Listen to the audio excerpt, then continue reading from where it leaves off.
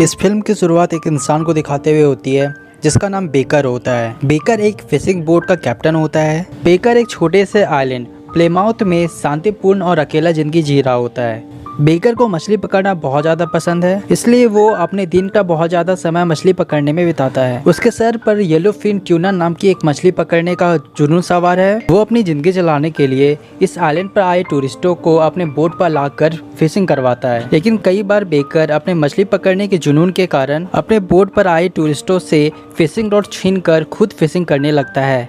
इस रवैये के कारण अब टूरिस्ट उसके बोट पर आना नहीं चाहते, जिससे धीरे धीरे बेकर की आर्थिक स्थिति खराब होना शुरू हो जाती है। कई बार बेकर अपना अकेलापन दूर करने के लिए उस आइलैंड की महिलाओं के साथ संबंध भी बनाता था। अब बेकर के पास कस्टमर ना होने के कारण वो अपना बहुत ज़्यादा समय बोट पर अकेला ही बिताता था, जहाँ उसे बार बार उसके बेटी की याद आती थी। अब एक दिन इन सब चीज़ों से परेशान होकर वो उस आइलैंड के एक छोटे से बार में चला जाता है।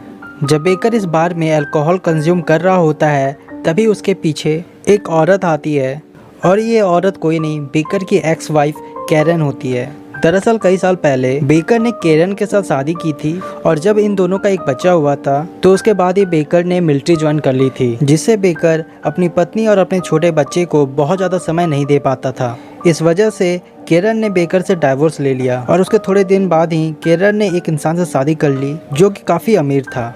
अब बेकर मिलिट्री से रिटायर होने के बाद इस आइलैंड में आ जाता है। अब बात प्रेजेंट समय की आती है, जहां कैरन बेकर को बताती है कि उसका पति उसे और उसके बेटे को काफी मारता है। वो इन चीजों से परेशान होकर कई बार भागने की कोशिश भी कर चुकी है, लेकिन कभी भी सफल नहीं हो पाई। इसलिए कैरन उसके पास आई है और वो चाहती है कि बेकर उसके पति को मार दे और उसके बदले कैरन उसे $10 मिलियन भी देगी। अब कैरन बेकर से कहती है कि वो जल्दी अपने पति के लिए एक फिशिंग ट्रिप अरेंज करने वाली है और इस फिशिंग ट्रिप में मौका देखकर बेकर उसके पति को मार दे, जिससे कैरन और कैरन का बेटा उसके पति के वॉयलेंस से फ्री हो जाएगा। कैरन यहाँ ये भी बताती है कि उसका बेटा अपने बाप के वॉयलेंस से बचने के लिए अपने आप को एक कमरे में बंद करके रखता है, जहाँ वो दिन भर गेम और प्रोग्रामिंग करते रहता है। अब शुरुआत में तो बेकर इन चीज़ों के लिए तैयार नहीं होता, लेकिन उसकी आर्थिक स्थिति अच्छी नहीं थी, इसलिए वो कहीं ना कहीं मजबूर था और वो आखिर में तैयार हो जाता है। अब एक दिन कैरन अपने पति के साथ इस आइलैंड पर आती है, जहां उसका पति बेकर के साथ फिशिंग करने चला जाता है और कैरन आइलैंड के किनारे खड़ी होकर अपने पति के मौत की खबर का इंतजार कर रही होती है।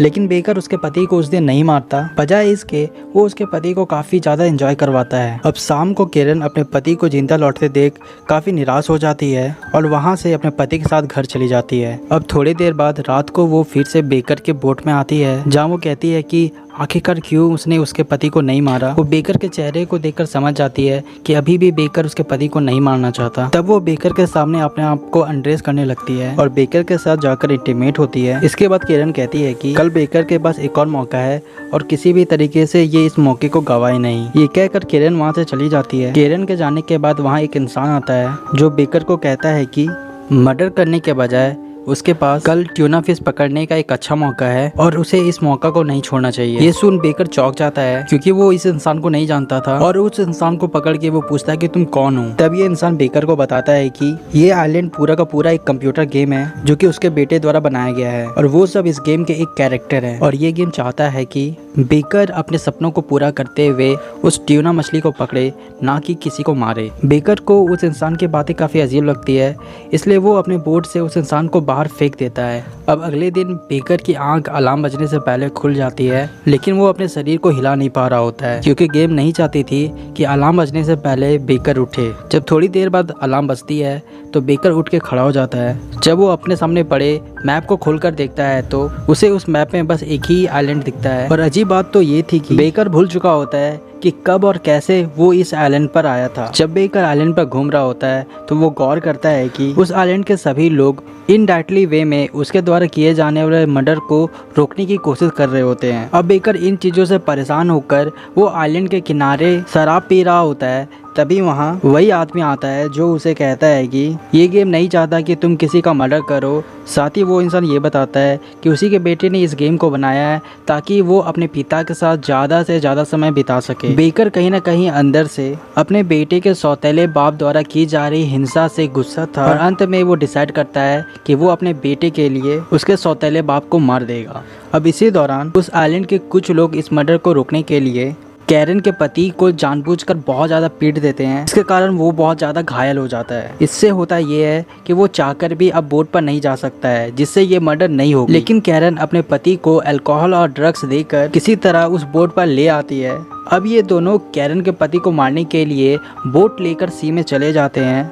गेम नहीं चाहती कि ये मर्डर हो, इसीलिए गेम एक लड़के को इस बोट पर भेज देती है ताकि वो मर्डर को रोक सके। अब बेकर उस लड़के को देखकर चौंक जाता है, लेकिन बेकर अपना दिमाग यूज करके उस लड़की को किसी काम से अपने बोट के ऊपर भेज देता है। अब बेकर उसके पति को फिशिंग रॉड से बांध देता है और उसे समुद्र में फेंक देता है। अब मूवी में हमें बेकर के बेटे को रियल लाइफ में दिखाया जाता है, जो कंप्यूटर के सामने बैठकर कुछ कर रहा होता है। तभी वो अपने हाथ में चाकू लेकर उठता है और अपने कमरे से बाहर चला जाता है। अब अगले दिन हमें न्यूज़ में दिखाया जाता है कि एक लड़के ने अपने नशेड़ी सौतेले बाप को अपनी मां को घरेलू हिंसा से बचाते हुए चाकू मार दिया, और ये लड़का कोई नहीं बल्कि कैरन का बेटा ही होता है। साथ ही हमें ये भी दिखाया जाता है कि इस लड़के के पिता आर्मी में होते हैं, जिनकी मौत कई साल पहले इराक में हो गई होती है। इसके बाद हमें दिखाया जाता है कि इस बच्चे की कस्टडी उसके माँ को दे दिया जाता है। इसके बाद ये बच्चा एक नया गेम बनाता है जिसमें कि ये और इसके पिता एक साथ होते हैं, और इसी के साथ ये फिल्म खत्म हो जाती है।